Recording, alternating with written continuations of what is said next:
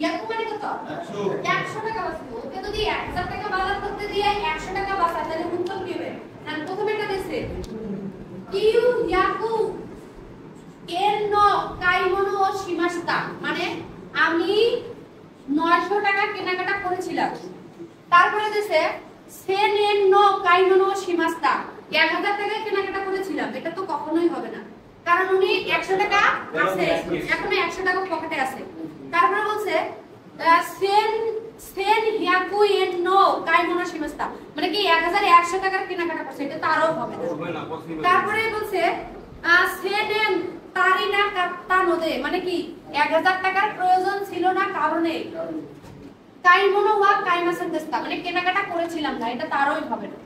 তার 1000 টাকা যদি 1000 টাকা থেকে 100 টাকা যদি থাকে তাহলে উত্তর তো অবশ্যই এক নাম্বারটা হবে কারণ ওর কাছে উনি না 900 টাকায় কেনাকাটা করছে